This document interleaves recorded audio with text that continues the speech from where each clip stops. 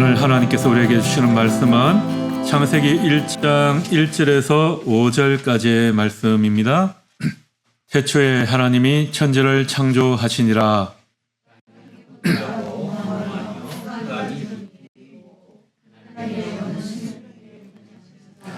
하나님이 이르시되 빛이 있으라 하시니 빛이 있었고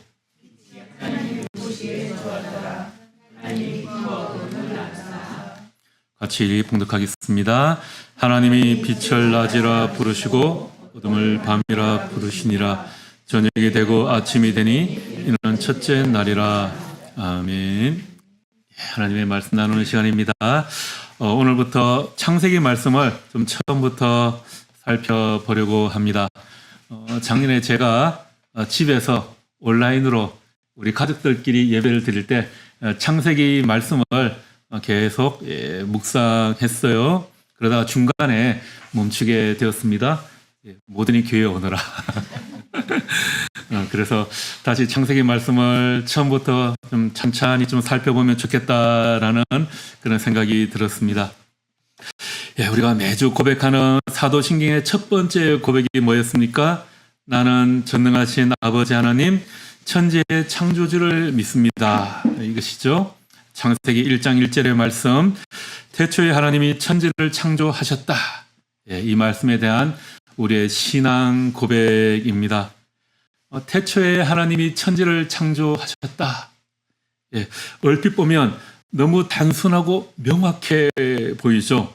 그런데 태초란 무엇인가, 천지란 무엇인가, 창조란 무엇인가, 신학자들에게서는 이 한 단어 한 단어가 너무나도 힘든 주제라고 합니다. 제가 이런 주제를 다 다룰 만한 능력은 안 되고요. 오늘은 우리가 이 말씀을 보면서 우리가 이 하나님의 말씀인 성경을 어떤 시각으로 읽어야 할까? 특별히 창세기 1장을 우리가 어떤 시각으로 바라보아야 할까 하는 것에 대해서 좀 말씀을 나누도록 하겠습니다. 오래도록 전통적인 교회에서 신앙생활을 하신 분들은 제가 오늘 전하는 말씀에 대해서 조금 갸우뚱할 수도 있고요. 저렇게 생각할 수도 있구나라는 그런 느낌이 드실 수도 있는데 찬찬히 들어보시기 바랍니다. 제가 장신대 신학과에 처음 입학했을 때 96년도 벌써 건 30년이 다 돼가죠.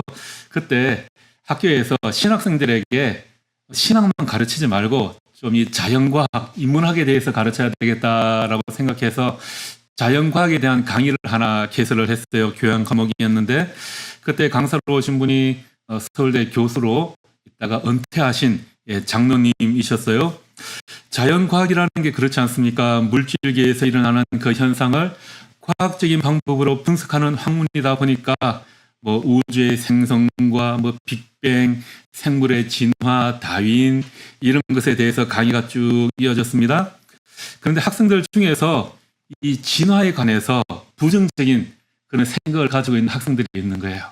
그래서 선생님의 교수님에게 반발하는 친구도 있고요. 자기는 이 수업 못 듣겠다 그러는 친구들도 있었어요. 그래서 결국은 교수님이 나 이 수업 못 하겠다. 그래서 강의 중간에 교수님이 가버리셨어요. 나머지 그 한 학기가 어떻게 되었겠습니까? 그때 신참 교수님, 신학교에 처음 온 그 교수님이 그 나머지 수업을 때우시느라 상당히 고통이 있었습니다. 자, 그렇게 반응한 친구들이 왜 그랬느냐 하면 신학교에서 어떻게 이 진화론을 가르칠 수 있느냐 하는 겁니다. 고등학교 이제 막 졸업하고 신학교에 입학한 그 은혜 충만한 학생들이 진화론은 성경, 창세기에 반하는 것이기 때문에 도저히 받아들일 수 없다. 그런 입장이었던 거예요. 자, 여러분은 이 이야기를 들으시면서 어떤 생각이 드십니까? 두 가지를 생각해 볼 수 있을 것 같아요. 자연과학.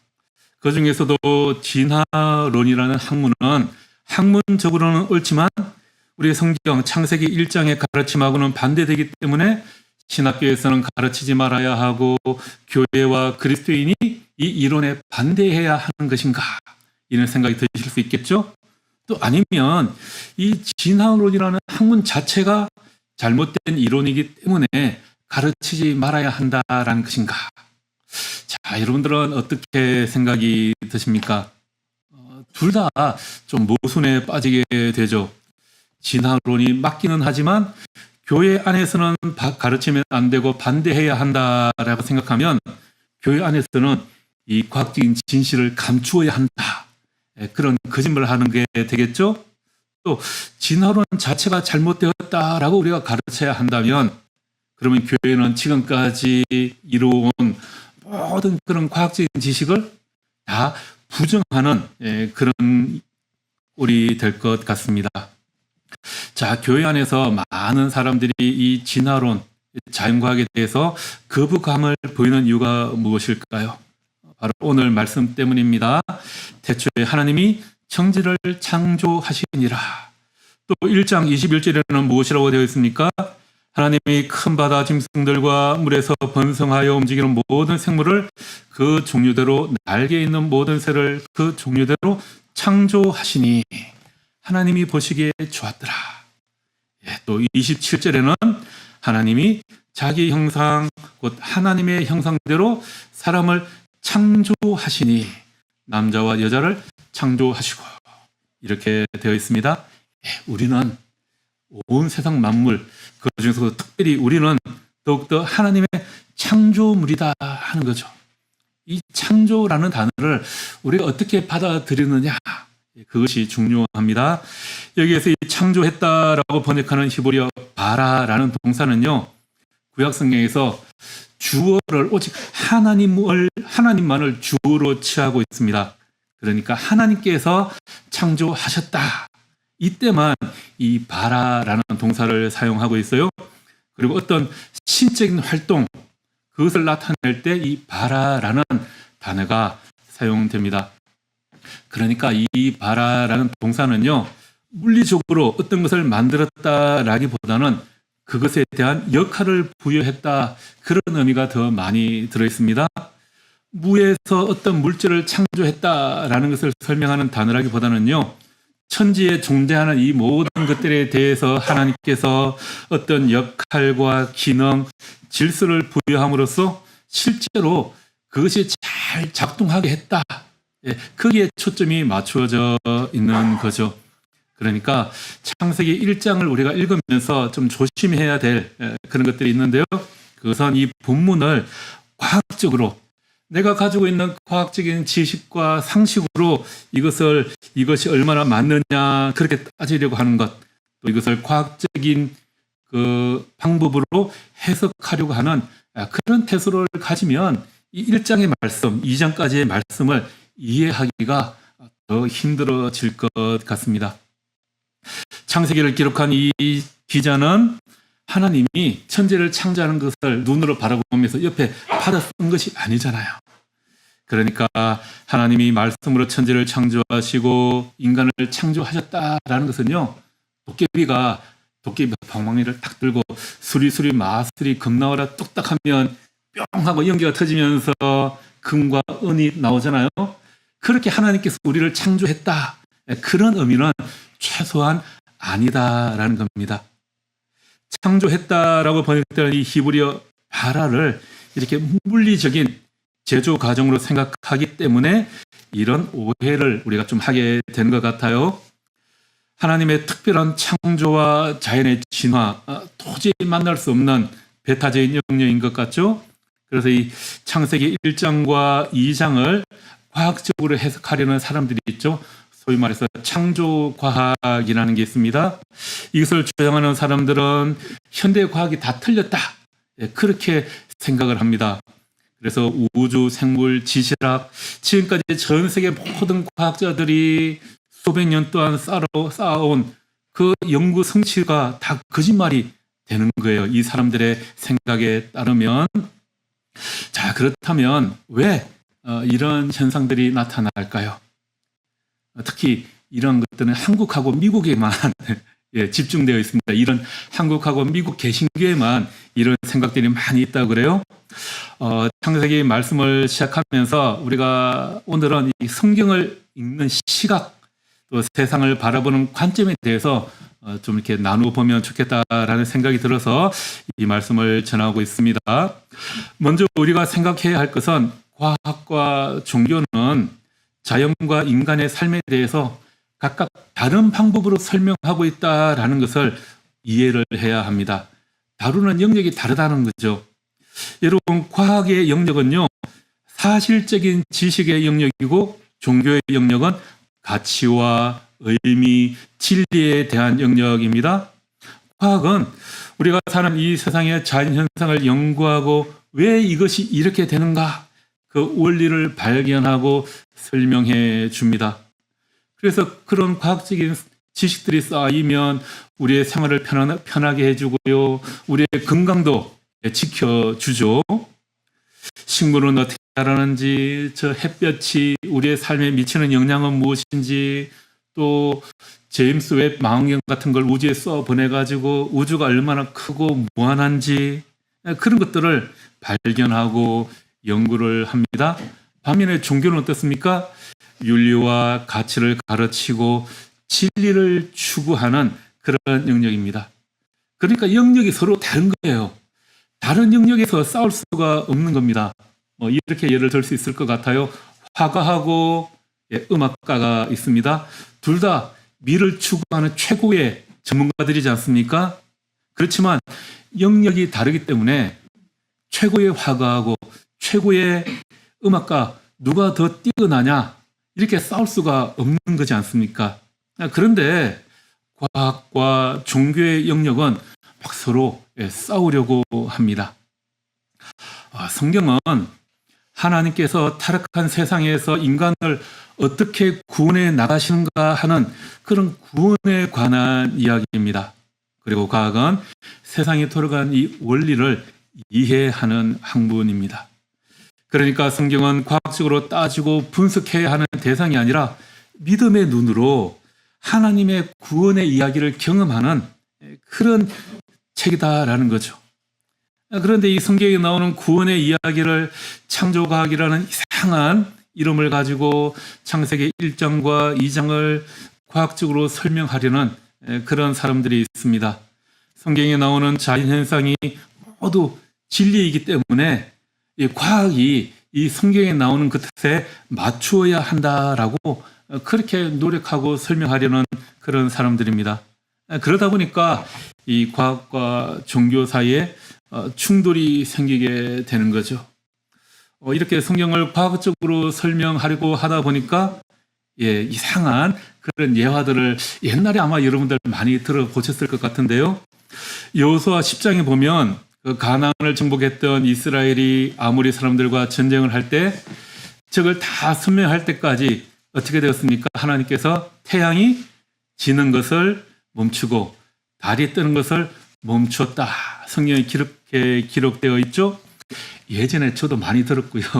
저도 젊었을 때는 이걸 예화로 사용하기도 했던 것 같은데, 이것을 과학적으로 설명한다고 어떤 한 사람이 나사 연구원이 어쩌다가 연구를 하다 보니까 여호수아 사건에서 빠졌던 이 빈 시간을 계산해냈다라는 그런 예화들이 한창 많이 떠돌아다녔습니다.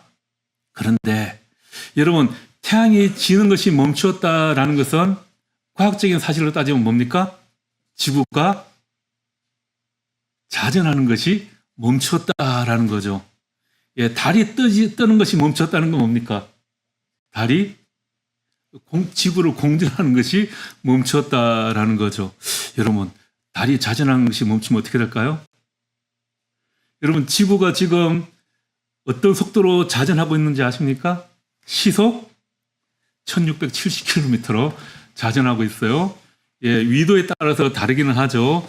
초속 약 500m라는 엄청난 속도로 지금 지구는 돌고 있는 겁니다. 여러분이 이렇게 가만히 앉아 계시지만 여러분도 지금 시속 1670km로 우주 공간을 돌고 있는 거예요. 우리가 느끼지 못하는 건 우리 모두가 다 함께 돌고 있기 때문이죠. 자, 그런데 지구의 자전이 갑자기 멈추면 무슨 일이 벌어지겠습니까? 우리가 시속 100km로 달리던 자동차가 갑자기 급 브레이크만 밟아도 우리가 앞으로 날아가잖아요. 난리가 날 겁니다. 또 히스기야 왕은 하나님께서 자신의 병을 고쳐주신다는 그 약속의 표현으로 해식의 그림자가 어떻게 되었죠? 뒤로 10도 물러났다. 그래요. 그러면 이거는 또 과학적으로 설명하면 어떻게 해야 됩니까? 지구의 자전이 멈췄다가 반대로 돌아갔다가 다시 정상으로 돌아가는 이야기죠. 여호수아보다 더 심각한 일들이 일어나는 겁니다. 여러분, 그러니까 성경의 이야기는 과학적으로 설명할 대상이 아니라는 거죠. 하나님께서 우리를 너무나도 사랑하셔서 우리에게 하신 그 약속을 이루실 것을 보여주시기 위해서 우리 인간으로서는 도저히 상상할 수도 없고 도저히 생각할 수도 없는 그 놀라운 방법으로 우리에게 기적을 일으켜 주신다는 그 하나님의 섭리를 보여주시는 이야기입니다. 예전에는 이런 설교 시간에 이런 예화를 많이 들었던 것 같은데 요즘에는 이런 예화 듣는 분들이 거의 없는 것 같기는 합니다. 자, 태초에 하나님이 천지를 창조하시니라. 그러면 우리는 이 창세기 1장을 어떻게 읽어야 하겠습니까? 아직까지 대형 교회들, 우리나라 대형 교회들을 중심으로요, 이 창조과학을 강조하고 적극적으로 지원하고 또 세미나도 하고 미국의 그 뭡니까 그 그랜드 캐년 그쪽에 답사를 보내고 하는 그런 교회들이 있는 것 같습니다. 우리가 학교에서 생물 지구과학 시간에 뭐 생물의 진화, 우주의 진화 그런 거 많이 배웠잖아요. 그런데 교회 안에서는 이런 이야기하면 마치 믿음이 없는 사람처럼 여겨질 때가 있어요. 또 신학적으로는 자유주의로 찍혀가지고 함부로 말도 없게 하는 그런 말도 할 수 없게 하는 그런 분위기가 있습니다. 요즘에는 분위기가 어떤지 잘 모르겠습니다. 작년에 제가 이런 이야기를 예배 시간, 설교 시간 해가지고 유튜브에 방송을 했으니까 올렸거든요. 그때 댓글 중에 하나가 너도 목사냐? 네, 몇 명 보지도 않는데 어떻게 알고 찾아 들어와서 그런 댓글을 남겼는지 제가 그런 유명인사입니다. 지금도 사실은 좀 그래요, 여러분. 그 이전 정부의 초대 중소벤처기업부 장관을 다 임명하려고 했는데 대학 교수였는데 이분이 마침 또 한국창조과학회 활동을 하셨던 그런 이력이 있었던 거예요. 그래서 바로 낙마했죠. 그런데 현 정부에서는 국가인권위원회 위원장, 이름도 굉장히 좋은 분인데 별로 마음에는 안 들지만 이분도 이 창조론 신봉주의자예요.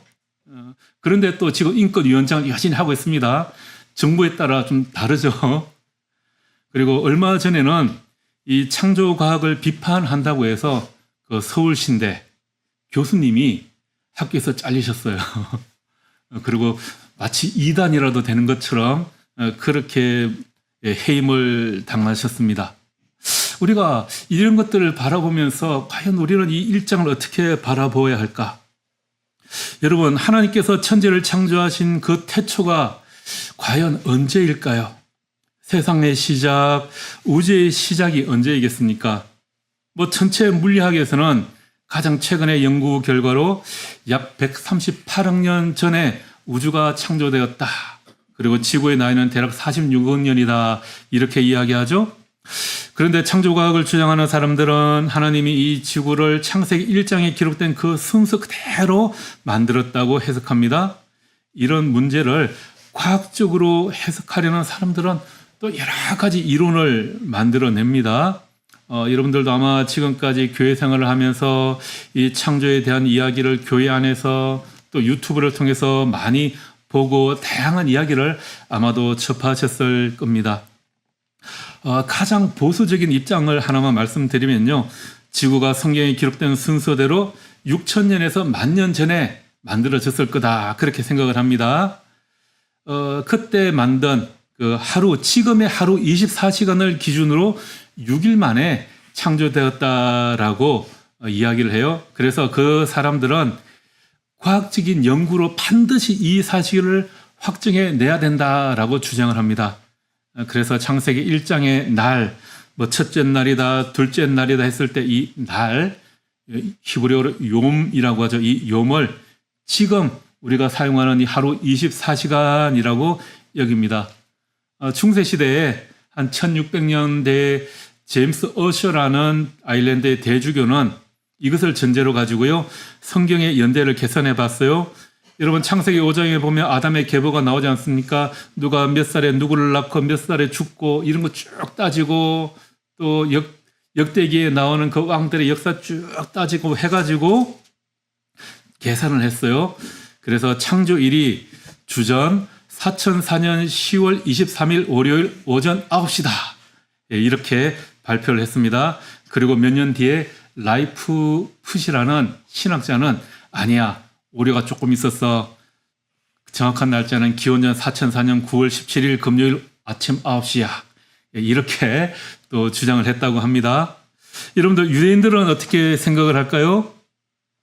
올해가 히브리역으로 지금 몇 년이죠?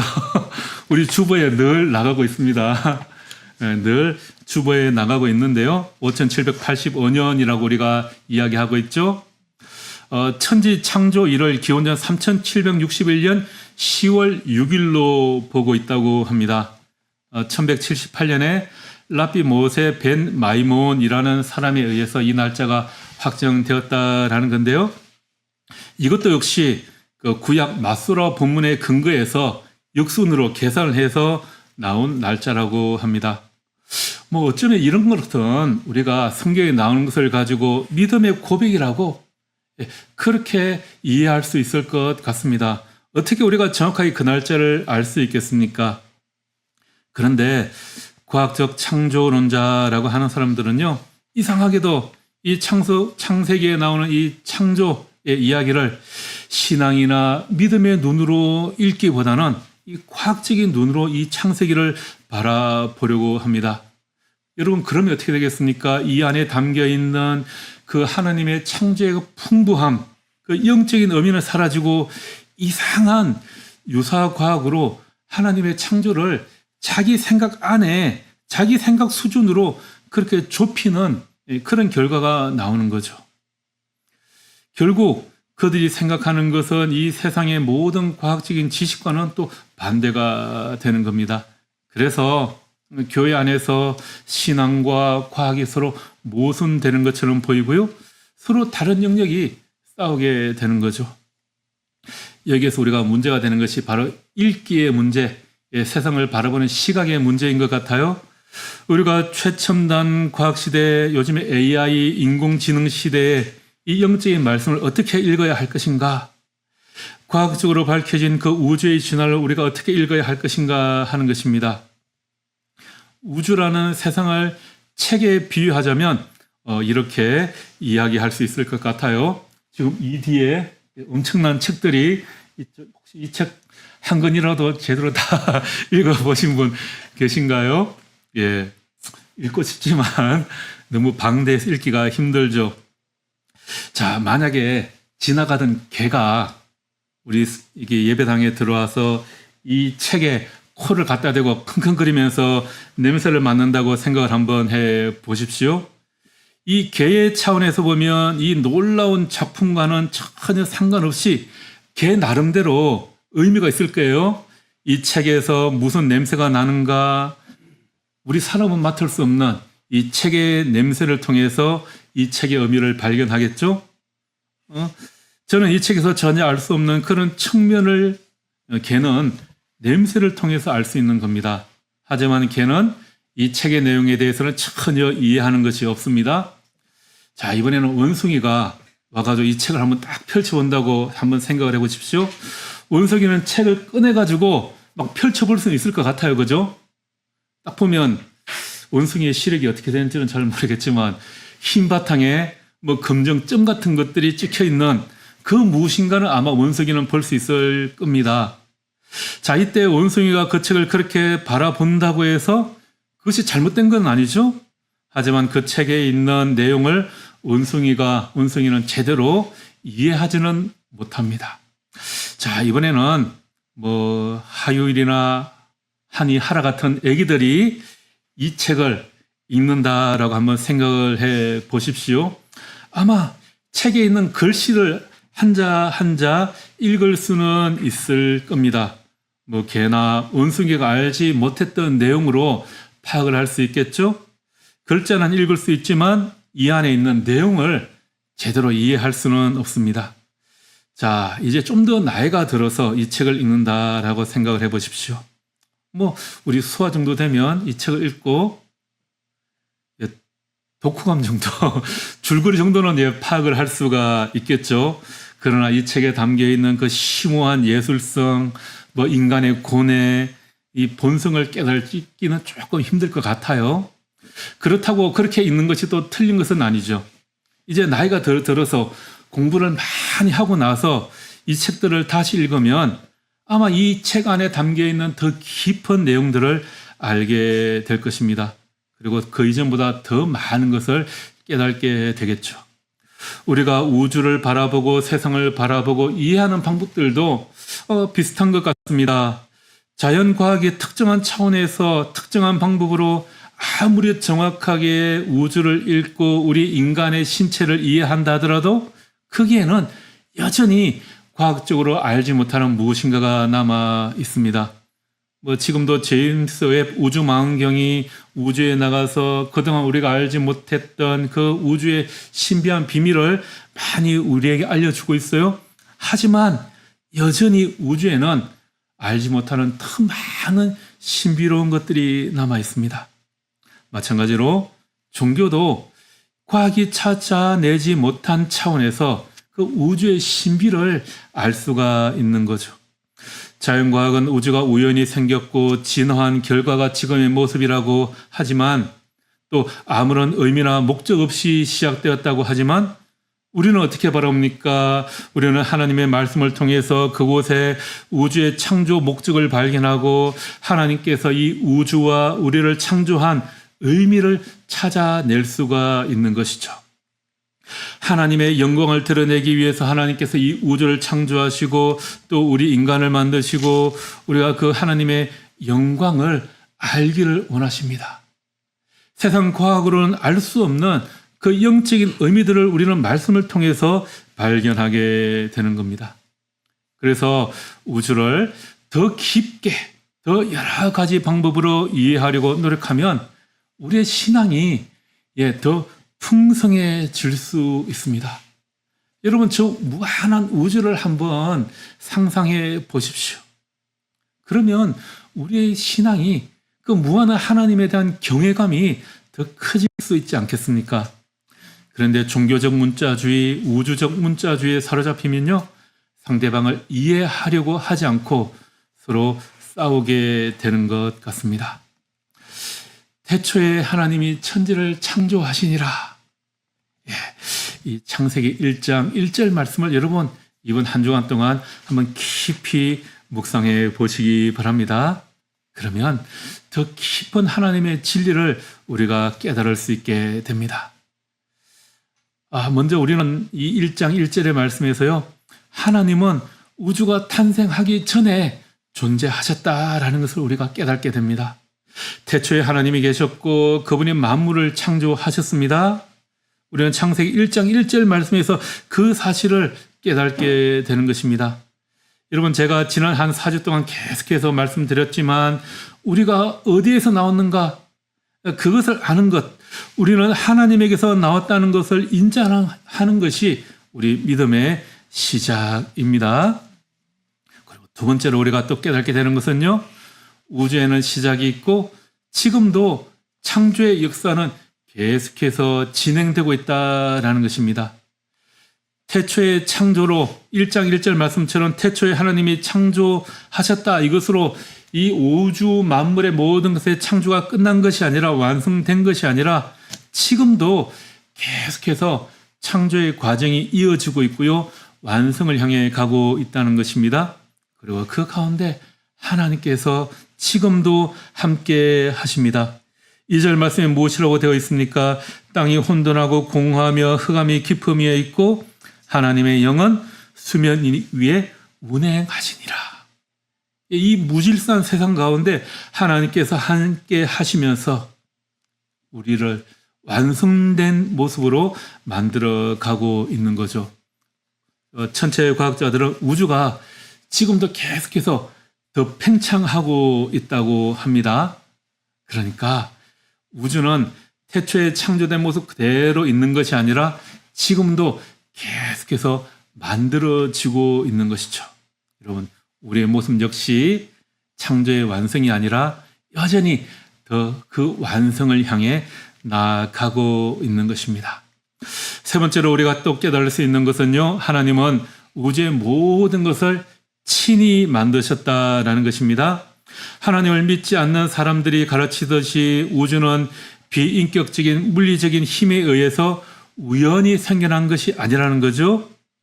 이 우주는, 우리 인간은 우연의 산물이 아니라 하나님께서 만드신 그 목적이 있다라는 겁니다. 그런 것 같아요. 과학자들은 빅뱅이 언제 일어났는지 발견을 할 수 있고 이론적으로 추론할 수는 있지만 왜 이것이, 이 사건이 일어났는지는 알 수도 없고 설명할 수도 없습니다. 생물학자들은 호모사피엔스의 진화 과정을 여러 가지 방법으로 설명할 수는 있지만 왜 우리 인간이 이런 모습으로 이렇게 창조되었는지는 알 수가 없습니다. 자, 여러분, 말씀을 마무리합니다. 창세기 1장의 목적이 이스라엘 백성들에게 과학적인 사실을 가르치는 것이 아니었다면 우리는 이 말씀에서 지구의 나이나 그 발생 과정에 대한 과학적인 정보를 찾으려고 해서는 안 될 것 같아요. 중요한 것은 우주와 이 만물, 이 세상, 그리고 우리가 어떻게 창조되었느냐 하는 것이 아니라 누가 왜 창조했는지 그 목적과 그것을 이해하는 것입니다. 이것을 알게 되면 우리는 이 우주를 좀 더 넓고 깊게 바라보고 이해하게 됩니다. 하나님의 말씀도 더 깊이 바라보게 되고요. 더 깊이 이해할 수 있게 되는 거죠. 그리고 그 깊이는 바로 하나님이 될 것입니다. 여러분, 밤하늘에 빛나는 별들과 또 달과 태양, 또 요즘 가을 날씨 너무 좋지 않습니까? 단풍 드는, 오는 길에 산에 단풍이 들어있는데 너무 멋지더라고요. 이런 날, 이 좋은 날 교회 가야 되나? 여러분, 그러지 마시고요. 그것을 바라보시면서 하나님을 찬양할 수 있기를 바랍니다. 태초에 창조하신 그 하나님이 우리를, 나를, 또 이 세상을 이렇게 아름답게 창조했다라는 그 사실을 발견할 수 있게 되기를 바라겠습니다. 이 모든 것을 다 만드시고 거기에 맞는 각각의 역할과 능력을 부여하신 그 하나님을 찬양하실 수 있기 바랍니다. 여러분, 얼마나 좋은 날씨들입니까? 이 모든 것을 하나님이 보시기에 참 좋게 만드시고 또 하나님의 영으로 운행하시고 계십니다. 그러한 이 세상의 아름다움을 찬양할 수 있는 여러분들이 되시기를 주님의 이름으로 축복하며 기도합니다. 기도하겠습니다. 하나님, 이 세상을 아름답고 놀랍게 창조하신 그 하나님의 손길을 늘 경험하며 찬양하기 원합니다. 태초에 천지를 창조하신 그 하나님의 놀라우신 손길을 묵상할 때 우리를 만드신 또 그 하나님을 더 경외하며 하나님을 더 높이기를 원합니다. 예수님 이름으로 기도합니다. 아멘.